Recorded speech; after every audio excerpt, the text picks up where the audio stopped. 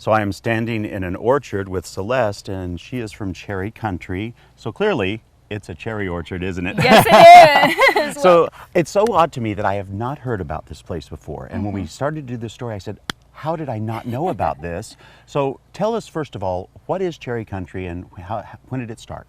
Cherry country started in 1991 when my parents bought a cherry orchard, and we thought, oh, okay, we can grow cherries, right? And did they know about cherries? No, they didn't. My mom grew up in Montana, and she would pack cherries in a packing plant there, but she was never a part of the growing process of cherries. So this was a hobby project for my parents. They had their full-time careers, and my dad was looking to kind of do something a little bit out of the ordinary. This would be it. Yes, absolutely. And he was an economist, and so he said, okay, we grow cherries, we need to do something value added.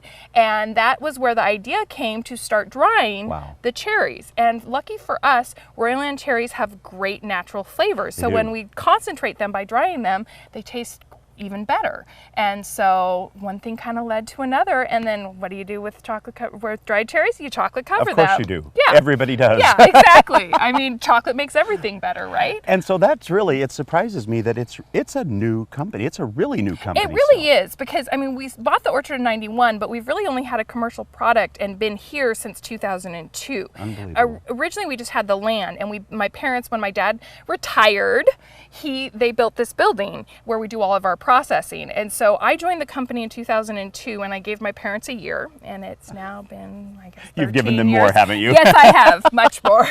So now, if I can't wait to get up there and actually see this whole process. But before we leave the beautiful orchard, what if a home gardener says, well, I can grow cherries like this, I want to try that. What are some tips that you might give us?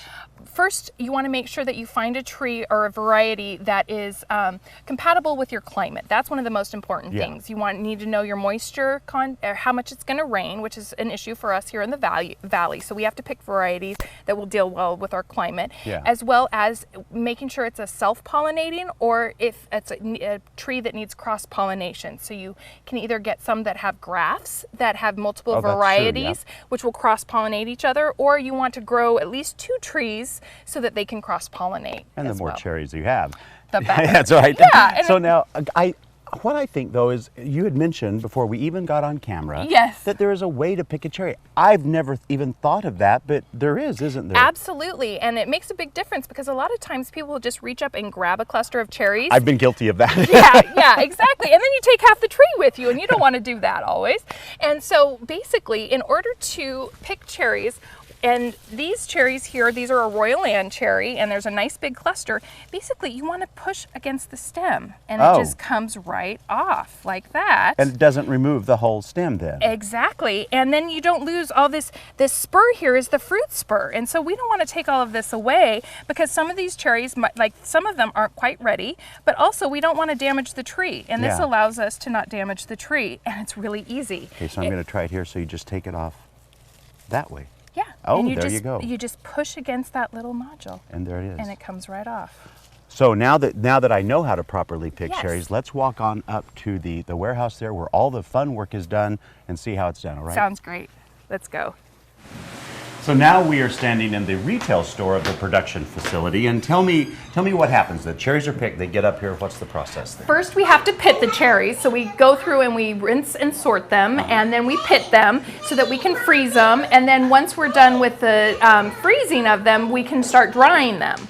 And that is your daughter. She's just a little excited about cherries, isn't she? Yes, she is. She loves cherry season. So then once you freeze dry them, or just regular freeze them? We regular freeze them to hold them until we're ready to start drying them, so that all of our cherries will be freshly dried. Nice. So we don't just sun dry them or dry them all during the summer season. So we dry them in small batches throughout the year. And so that way we can have year-round products. And drying is a natural way to preserve the cherries.